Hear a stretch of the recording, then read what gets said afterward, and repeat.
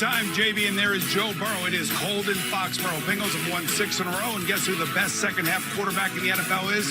Throwing 18 touchdown passes. It's Joe Burrow. David Njoku, that's a tight end in Cleveland. That is in Cleveland, where the temperature right now in the real field is minus 22. What? They say weather's a state of mind. I don't know about that one. Oh, look who it is, Santa Claus. Tonight's a big night. We have great expectations for you, big guy, but I got to admit, you let me down a few times in my youth.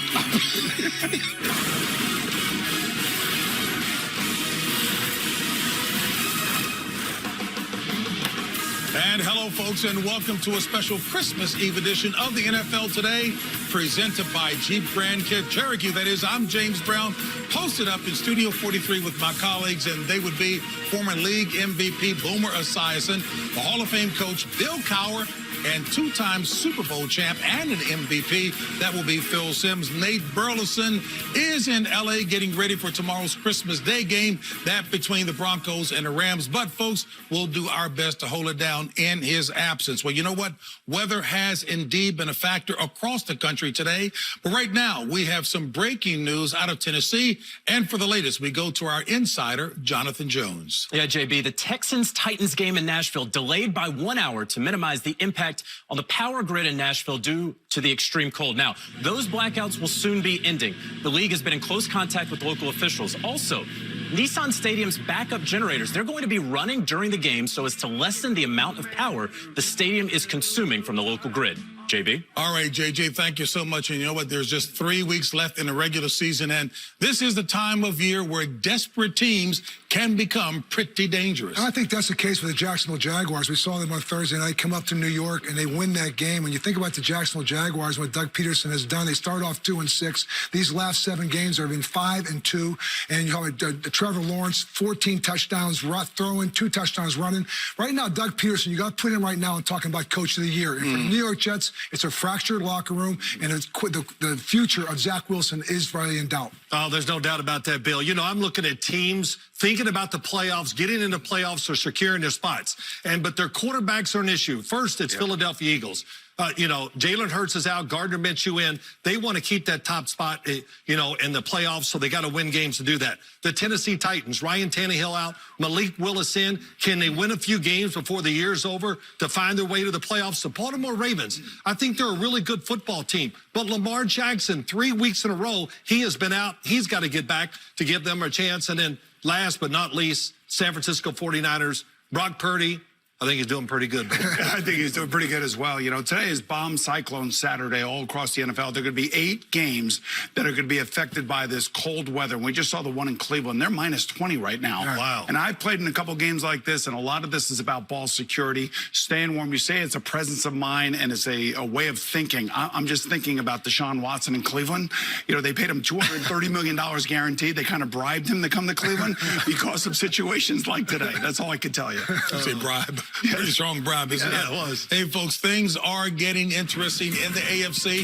A host of squads, including the Jets and the Patriots, are looking for a chance to get in the wild card spots currently occupied by the Dolphins, Chargers, and Ravens. Meanwhile, the Titans are in a battle for the South with the Jags, while the Bengals, Chiefs, and Bills, they're vying for the #1 seed led by their respective MVP caliber quarterbacks.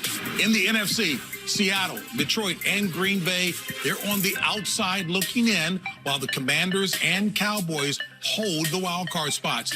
Tampa is holding on to a slim lead with the rest of the South on their heels. The Vikings and Niners have already clinched their respective divisions, and the Eagles have a shot to wrap up top spot, but they'll have to do it, as you've heard, without their MVP contender. That would be Jalen Hurts. I'm the MVP.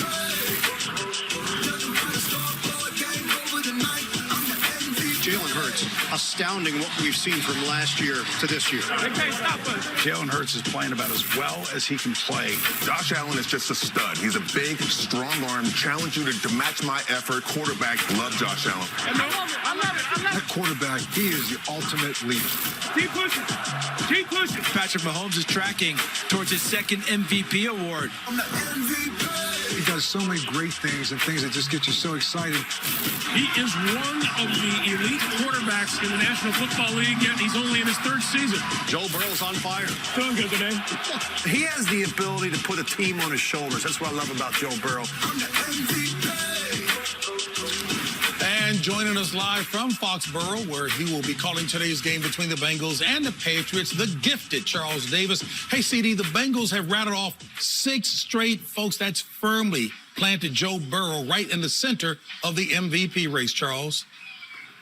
It certainly has, JB, and remember, he's already beaten Patrick Mahomes head-to-head, and next week gets a shot at Josh Allen in Cincinnati.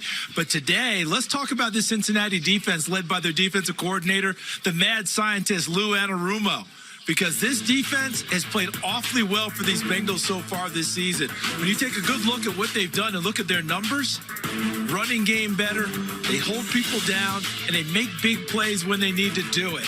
And their strength, right up the middle. When you take a look at this defense, defensive tackle, linebacker, safety.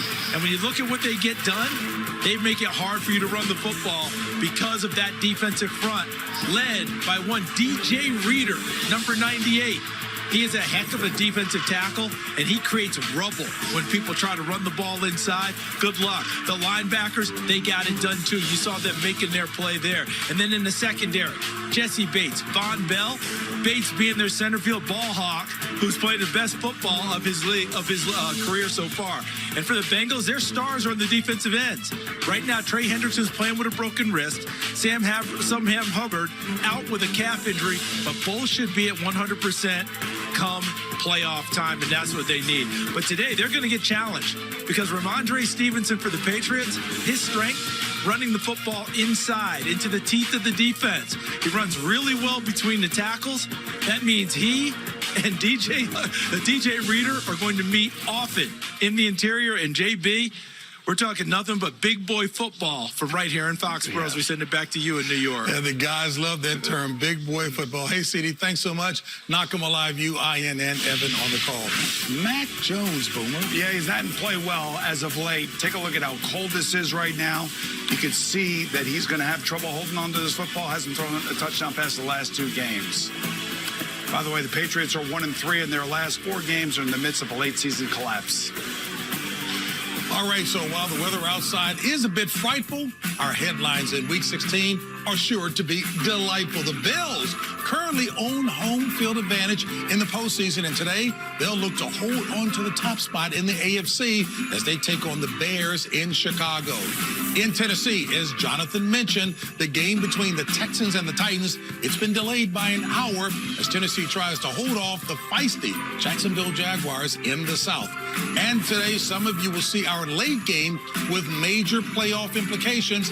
In the NFC, that's Washington, the Commanders, spending Christmas Eve in San Francisco, taking on the Niners. And you know what? The entire football community was saddened to learn about the passing of legendary Hall of Fame running back Franco Harris at the age of 72. Best known for the immaculate reception, Harris was a 4-time Super Bowl champion with the Pittsburgh Steelers, where he spent 12 of his 13 seasons before retiring as a Seahawk. Harris was known for being a terrific teammate and an even better man, and someone who knew him well, our very own Coach Bill Cowher. You know, if you had to sit there and define Franco Harris, I would just say it's greatness meeting humility. This guy cared more about how others felt than how he felt. And he embodied what Pittsburgh and what the Pittsburgh Steelers were all about. It was about hard work. It was about commitment. It was about selflessness. It was about humility. He gave back more than he contributed. When I came to Pittsburgh, he taught me what it was to be a Pittsburgh Steeler. It was about the responsibilities and about the expectations that you had. But it was always about us. He was about us. And you know what, to me, boom, when you think about Franco Harris, I think about a guy that, you know, it was about team, but he was so proud. He was so proud of what we did. And I almost feel like when this weekend came, when it was all about him, that he was uncomfortable with that. Yeah. He was a special man at a special time in our city. Yeah, he really was. And certainly the face of the franchise. And Phil, I know you did games in Pittsburgh. I did games in Pittsburgh. When he was there, he would always come up and say hello. Always. The last time I saw him, 2014 Pinstripe Bowl, he made it his made it his day to come over and say hello to us in our box as we were there for the Penn State BC football game. And I just remember telling all the people, this is like one of the nicest, biggest time players you will ever meet in your entire life. Well, what I learned this week, and of course, Franco Harris, just watching the highlights, I went, wow, I forgot how good he was. And I got to tell the story real quick about Mean Joe Green. He says he comes to training camp as a first-round pick, and he's looking at him going, this guy's a bust. He's not going to help us. Then they're playing a preseason game down in Atlanta. He breaks one off, goes through everybody, outruns all the defensive backs for an 80-yard touchdown, and Mean Joe Green turned to Jack Ham and goes, we're good.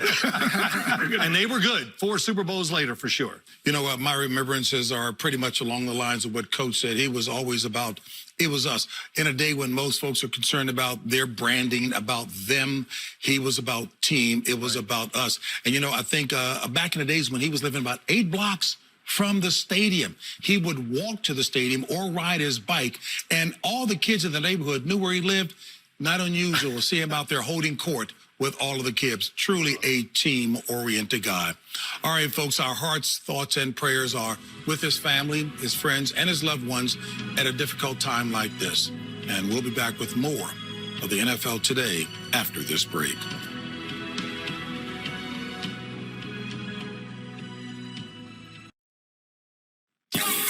The NFL Today on CBS is driven by the Jeep Grand Cherokee. Jeep, there's only one.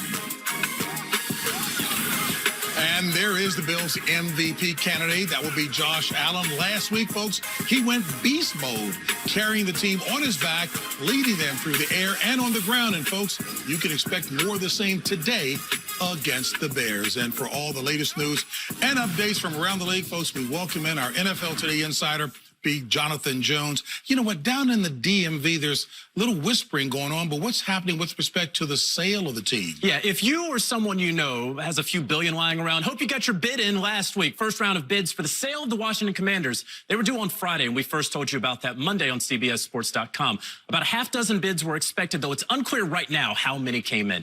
League sources still feel that this is for the whole kit and caboodle, even though the Commanders haven't said that just yet. The Phoenix Suns just went for $4 billion. The Commanders will definitely go north of $6 billion, but if you buy them, you have to have about an extra $1 billion in funds ready for the eventual new stadium. A little light in the pocket here, Jonathan. For sure. Hey, across the AFC North, Bengals defensive coordinator Lou Anarumo has the D clicking for sure. Will there be an opportunity for him with a head coaching opportunity afterwards? Yeah, you know, we heard CD talk about him earlier, a guy who doesn't get a lot of fanfare, a Staten Island grinder who's been coaching for 3 decades, been in the league for the last decade. Bengals defenders love him, opponents can't stand him. I want you to look at this. If you consider Patrick Mahomes as the gold standard in the league, we know the Mahomes 0-3 against the Bills, but Mahomes' numbers against Anarumo's defense in the second half of those 3 games, they're just putrid, truly. I mean, he's completing 56% of his passes against everyone else in the NFL. In the second half since 2020, he has completed 68% of his passes. My full list of head coaching candidates will be available on CBSSports.com. A weathercaster, insider, you wear it all. I'll let you hold $5 too if you want. No question about it. All right, JJ, thanks so much. Great insight. All right, folks, from one genius to, I guess, another group of geniuses.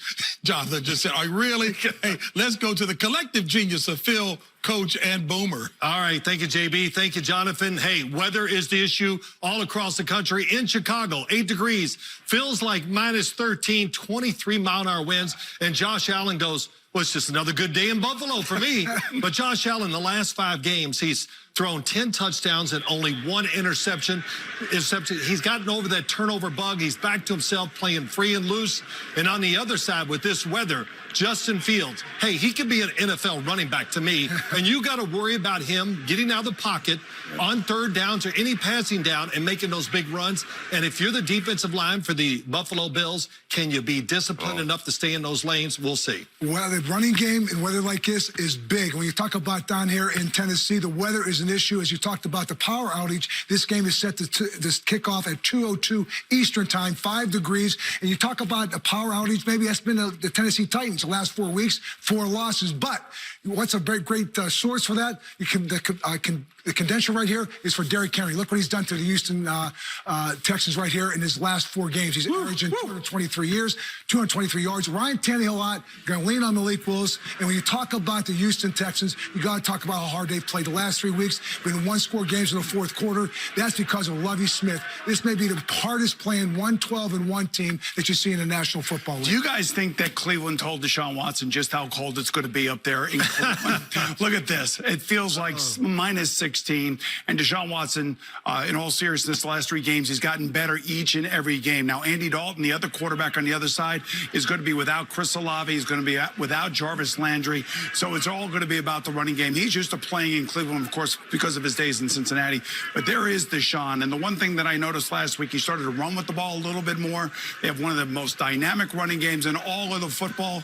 And I would expect them to try to run the ball on this New Orleans defense. You know, NFL Slime Time is back for a special Christmas Day episode.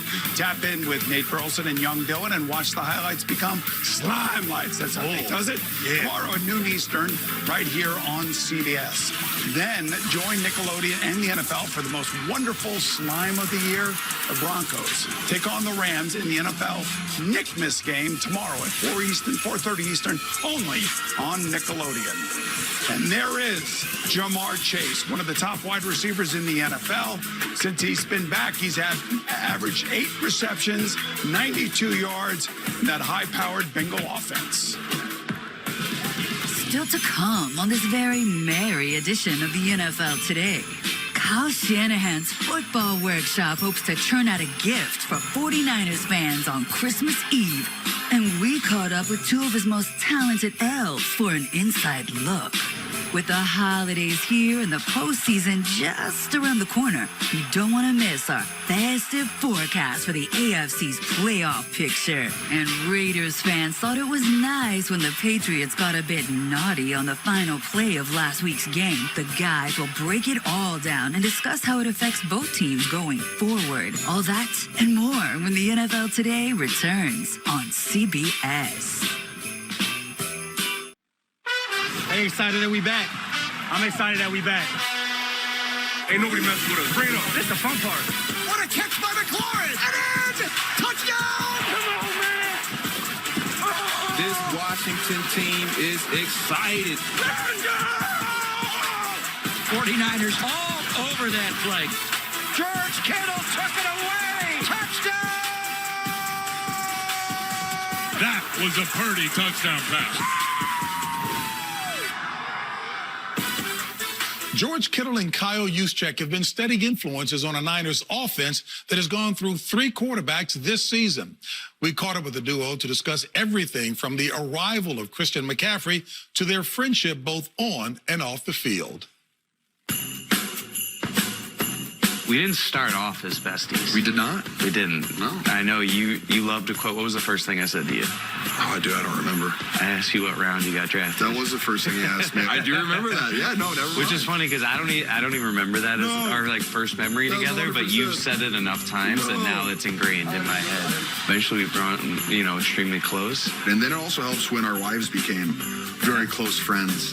And then our dogs are really good friends. Best friends. I think that was also a very big factor. It also helps that we like each other too. So, just a big family, honestly. Yeah, it's crazy until you just listed all those things out loud. I didn't realize how intertwined our lives really are. Oh, dude, you're not getting rid of me. Everyone talks about our offense and the versatility and the positionless players that we have. True. It definitely is a disadvantage for the defense because they have to account for all of us all over the place. And then just throwing Coach Shanahan's his schemes, that gets kind of fun. I feel like we all sacrifice for each other so that each one of us can have that moment, that big game. And eventually it all just comes around and we're all successful because we all do that for each other. Handoff McCaffrey to the goal line. Touchdown! This pretty talented player from Carolina, Christian McCaffrey. He's incredibly smart, but something that I would have never known if I wasn't his teammate. His hardest critic is himself. We had a game where he scored a receiving touchdown, but the play before that, he dropped the ball. They came back to him, he scored, and he was still on the side. He goes, they didn't even need the second one. We wasted that play. I should have caught the first one. And I love that about him. Here's this guy that was all pro at 2 different positions. In 1 year. In 1 year. You wouldn't be surprised if this guy kind of full of himself. And that, like, couldn't be any more opposite. Down and Purdy, baby. Let's go. This is our 4th year with 3 quarterbacks. Process that for a second. I actually, I hadn't heard that stats. Oh, yeah, trust me. Let me just soak that in. Yeah, soak that in for 1 second. What about Brock Purdy do you think has really allowed him to step into this role with confidence? The confidence is sky high, but I would, by no means would I ever say that he's cocky or arrogant. And I think, like we always say, like the biggest compliment you can ever give to any of us is that you're a football player. And, like, that's what I would say about Brock Purdy is, like, he's a football player, man. Like, his first huddle with us in a practice, someone was talking. He was like, hey, I'm talking. Like, listen up. And you're just like, all right. Bring it. What do you got to say, man? These are our Christmas cards we got from 3 of our teammates. I got a little backstory, or at least I heard Brock talking about it. He wanted, like, matching sweatshirts in front of the Christmas tree, but apparently the other 2 vetoed it. So wow. Props to Brock for being in the Christmas spirit. All right, since we're on the Christmas topic, do you have a favorite Christmas song? Have you heard Dominic the Donkey? No. Dicky dicky, hee-haw, hee-haw. Dominic the Donkey. What is that? So it's... I'm listening to this on the way home. It's insane. You need to listen to it on the way home. And I think of that song and it just always brings me back to, like, a warm, happy time. My favorite Christmas song is Santa Claus is Coming to Town by Bruce Springsteen. Every Christmas when I was a kid, me and my local friends, we'd play tackle football out in like a foot of snow. And my dad was the all-time quarterback. He'd be slinging the rock. He'd always bring a big, like, huge speaker, and we'd just listen to Christmas music while he played football.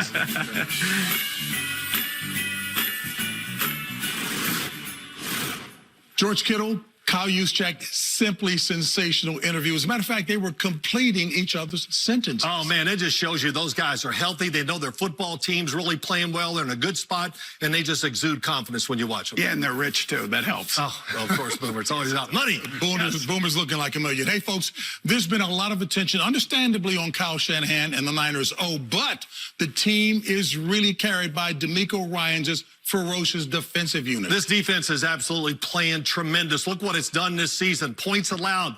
The fewest. Just get used to saying fewest with me, guys. Total yards. What are they? They give it the fewest. Missed tackles, only 74. That's ridiculous. The fewest. And you know what that missed tackles, you know what that tells me, Bill? This tells me this is a really fast defense that can get it. It is a fast defense, Phil, and it all starts up front with this front four. You talk about Nick Bosa and Eric Armstead. They moved him inside. And if you're a quarterback, you better have a time clock in your head because these guys come at you fast and furious and tackling. How about this? This is what you do. A great example right here. Go back here, Jimmy Ward.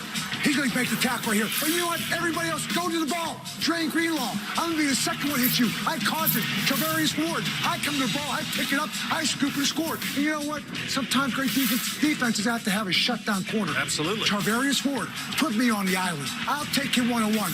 You can go on the other side and worry about that. And right now, they have defense at every level.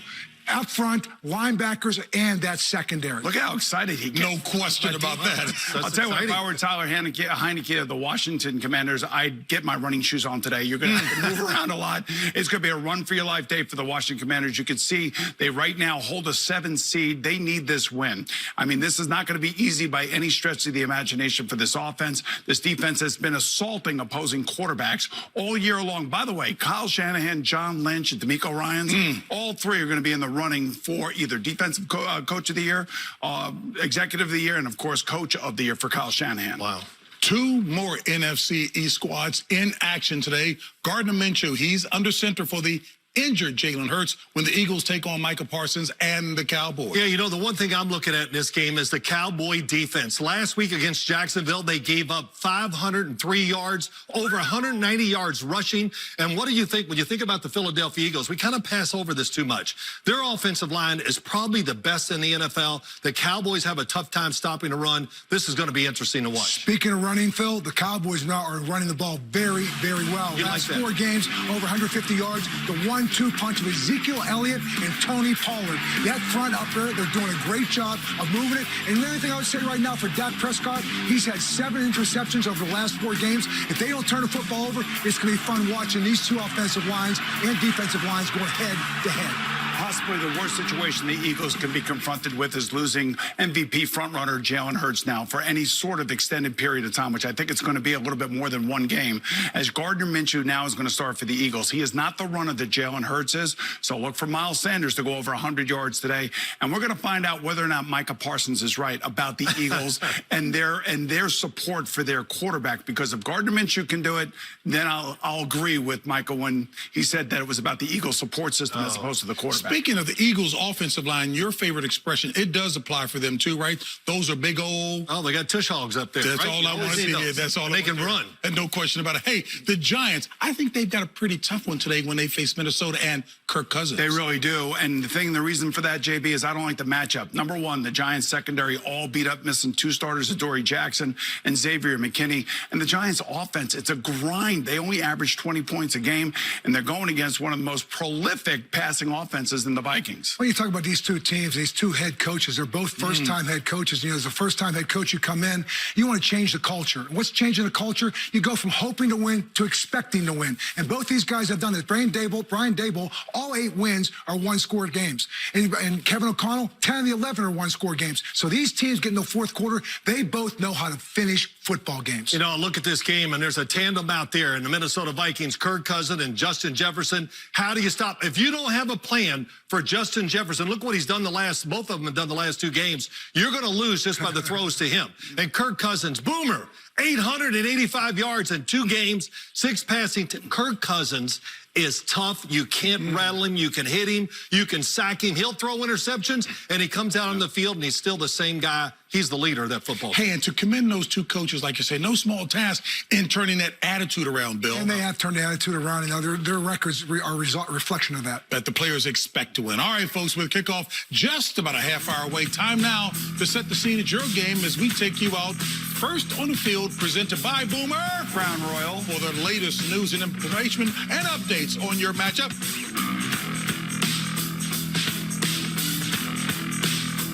And coming up later today, it's a clash between NFC teams with major playoff implications. That's with Taylor Heineke. And the Commanders visit Brock Purdy and the Red Hot San Francisco 49ers field. Oh, yeah. When you talk about this game, you got to talk about Brock Purdy, what he is doing. He's throwing the football outside the numbers, doing really well. He runs well. But here's what I love. When he gets in trouble, sits on that back foot and throws that sidearm and really has good control of the football. It helps him absorb big hits, and he's been on target with these type of throws. And, Bill, all you can say about Brock Purdy, he's playing really well. He's playing really well. And for Tyler Heineke, he's going against one of the best defenses. We talked about it before in the National Football League. He cannot turn it over. He's 5-2-1 in these last 8 games. Only had 5 interceptions, but he better have a time clock going against that defense. Yeah. You know, Howie Roseman, great GM in Philadelphia. How about what John Lynch has done with this 49er team? Think about the drafts. Think about the trade for Christian McCaffrey. And they drafted Brock Purdy, Mr. Irrelevant, now as a starting quarterback. Yeah, he is. Hey, listen, here we go. Joe Burrow. Joe Cool, 6 wins in a row, completing 68% of his passes, second best in the NFL. Joe Cool going. It's time now for Pregame HQ delivered by Domino's. And folks, it is indeed the most wonderful time of the year, the playoff race, and fans around the league are hoping that Santa does bring them the gift of a postseason berth. 'Twas the day before Christmas, and all through the AFC, 13 teams were still alive. Well, at least mathematically. It's nog or never in the great playoff race. The stockings are hung, but can't be replaced. These wild card teams made the nice list today, while last week's debacle grounded the hoodie sleigh. Call it a Christmas miracle that could bring hopes and cheers. The Jets in the playoffs, that hasn't happened in years. Now in the North Pole, there's a busy workshop where Joe and his helpers are winning non-stop. And over in the South, there are rolls such a clatter. One of these teams will win it, but does it really matter? It's postseason greetings from these two at the party.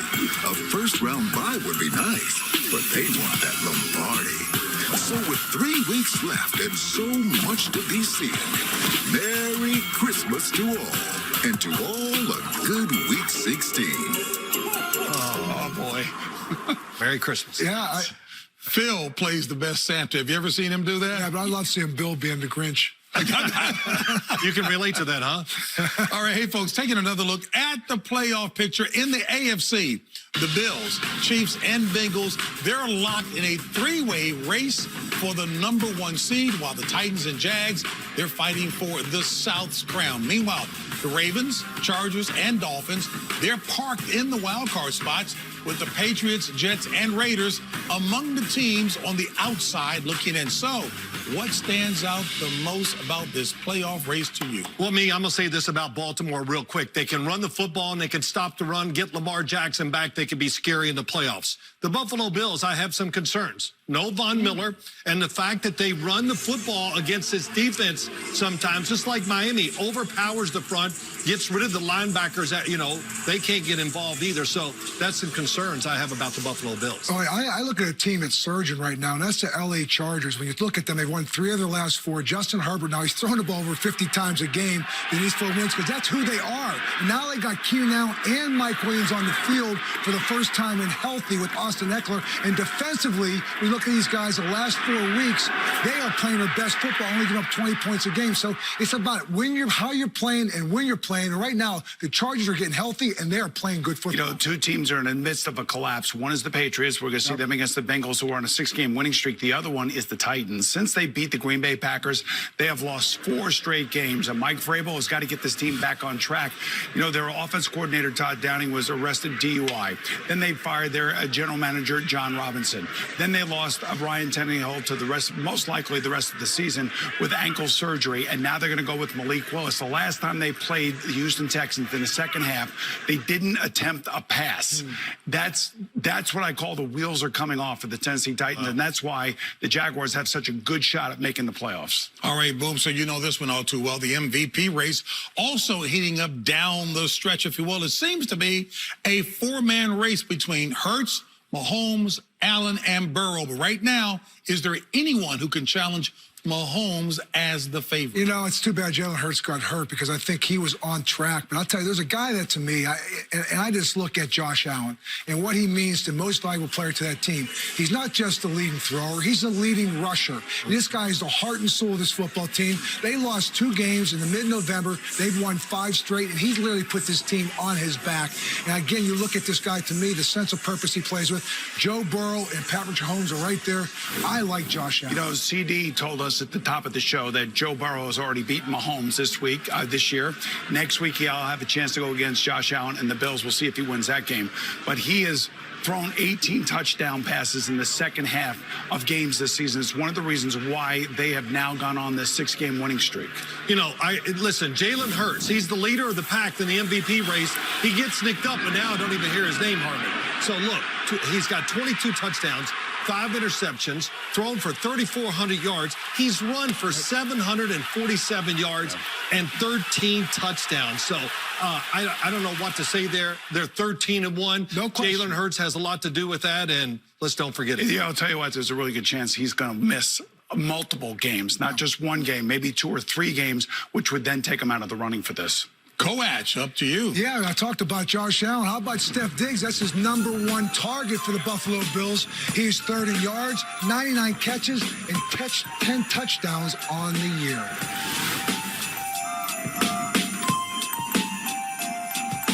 Jalen here teamed up with Mission Tiger to help us bring back school sports for kids in Philly.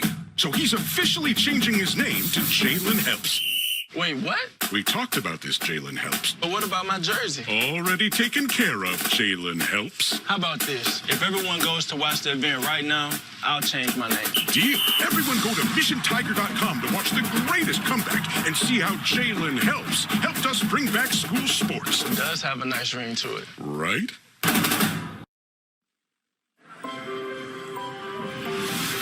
The NFL Today is sponsored by FanDuel. Make every moment more.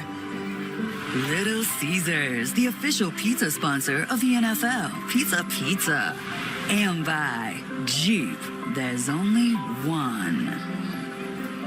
As part of the NFL Inspire Change initiative, the Niners visited those incarcerated at San Quentin Prison to discuss social justice reform and to celebrate the holidays with those imprisoned and their children. The NFL family is committed to advancing social justice in communities through the Inspire Change initiative.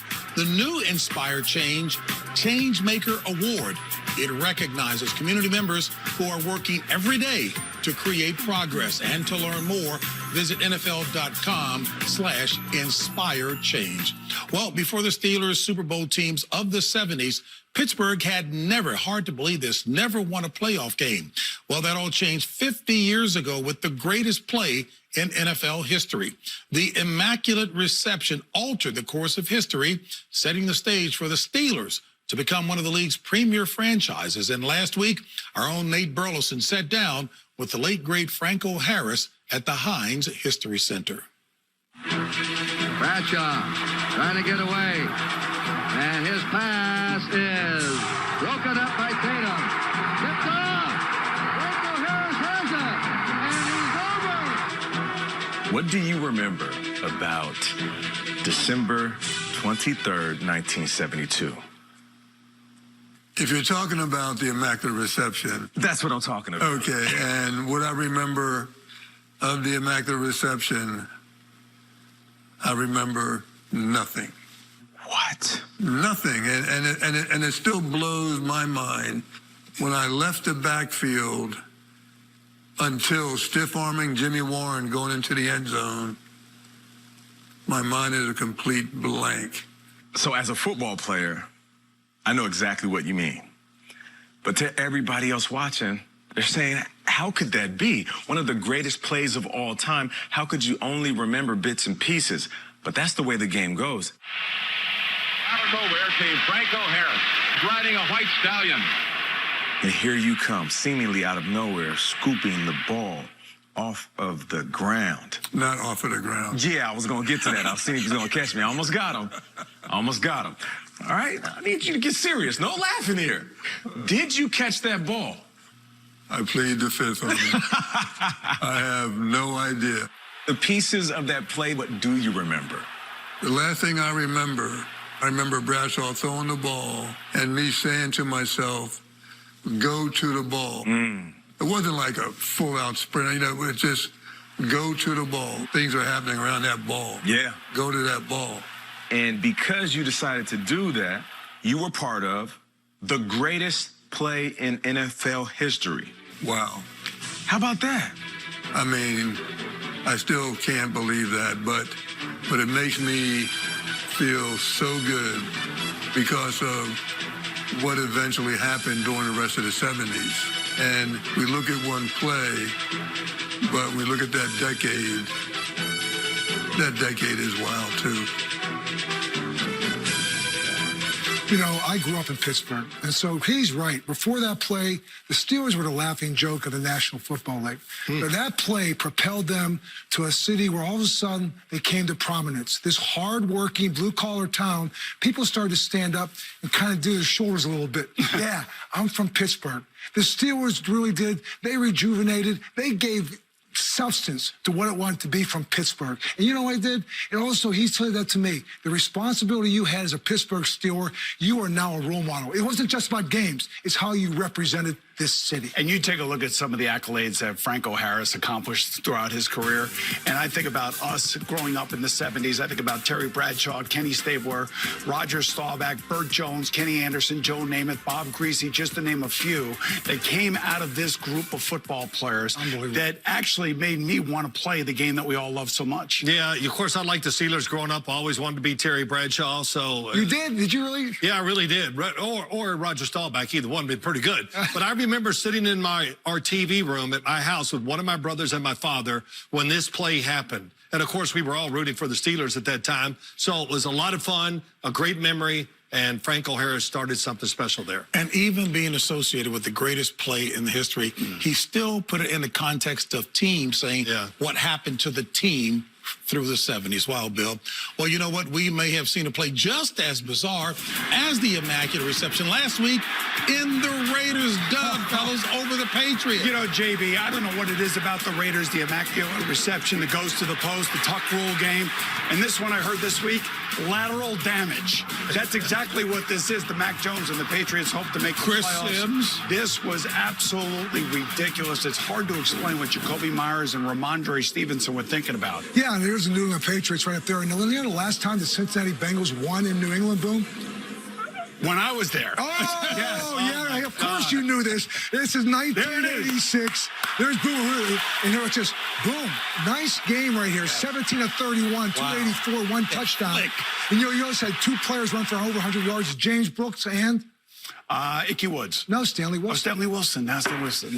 Wow. He knew 17 to 31, nowadays they'd go on TV and say you weren't accurate. 17 to 31. But I was ripping it down the field, Phil. Come were you? on, man. Yeah. Ripping it? Yes. Man. You saw me flick that baby. Oh, how much money were you making? That's what's important to you.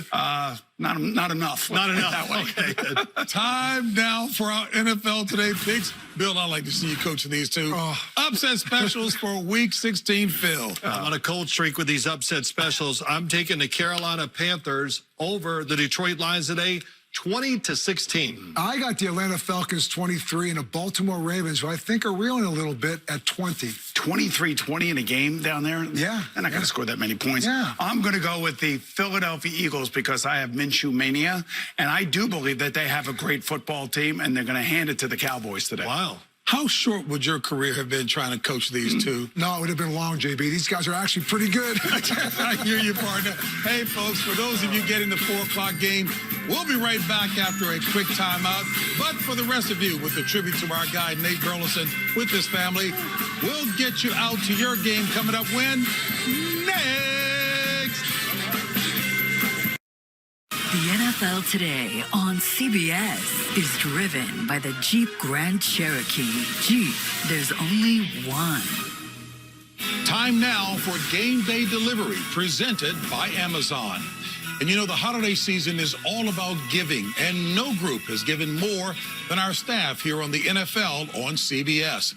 Every week, my colleagues give their time, expertise, and brilliance in order to give you, the fans, the best NFL experience possible. So let's take a moment to recognize the incredible staff of the NFL on CBS.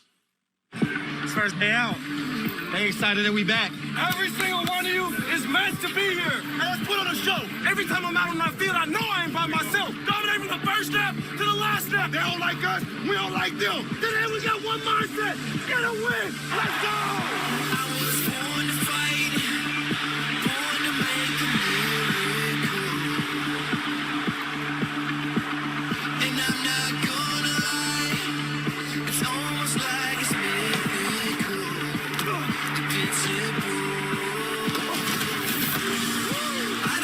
Quick throw left side, Renfro with a catch, and he breaks one tackle. Then the ball comes out, and it's picked up by the Cardinals in midfield. It's picked up by Byron Murphy. Ball game! To reverse, it'll be a throw from Barrios to Zach Wilson for the touchdown. Duvernay got a block from Hill. All the way he goes. 103 yards. Oh, what a catch! Nelson Aguilar, spectacular. LaVisca Chenault, welcome to Carolina. Jefferson leaped to catch it, and He caught it. What a grab! Turns the corner, up the sideline. Clark is still going across midfield. It's a foot race. He's going deep. He wants Devontae Smith, who has it down to the 2. Patterson on his way. Holy smokes. Deep shot for Pierce. He's got it. He's on the run. They're going to catch him. I don't think so. Touchdown. Seahawks jumping over a defender. And the lead. He's nailed it. Here he goes. He's gone. Touchdown.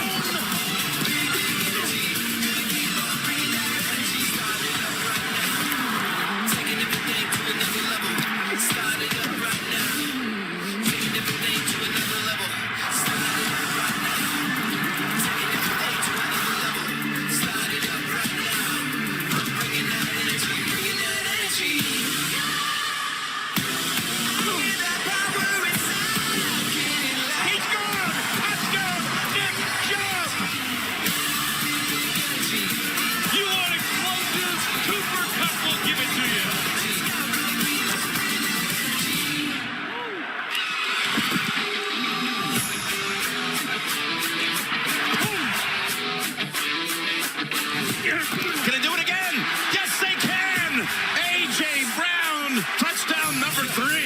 He's off to the races. You can kiss him goodbye. We ain't never taking breaks. Got a lot to learn. Think you better know the game. Stop and make a break.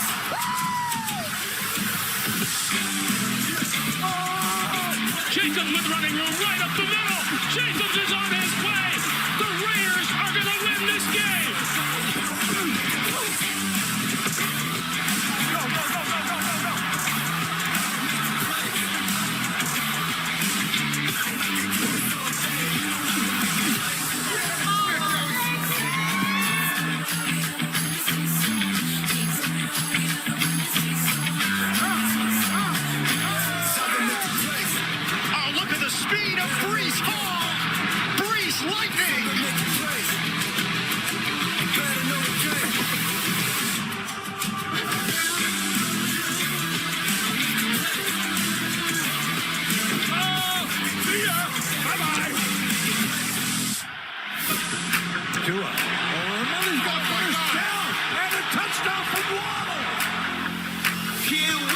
Seconds to go, down by 6.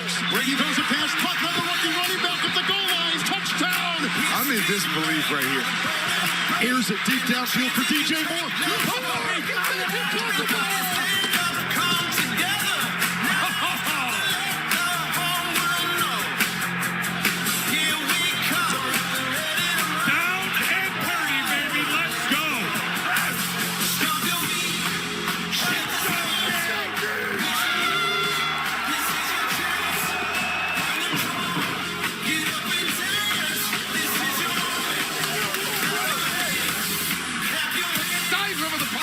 Bring on the snow. Incredible catch. Mahomes, he'll just chuck it ahead, and it's caught. McKinnon has that next gear. Oh, look at that somersault for a touchdown. And the Vikings have the greatest comeback in the history of the National Football League. Oh, my goodness. It's a miracle.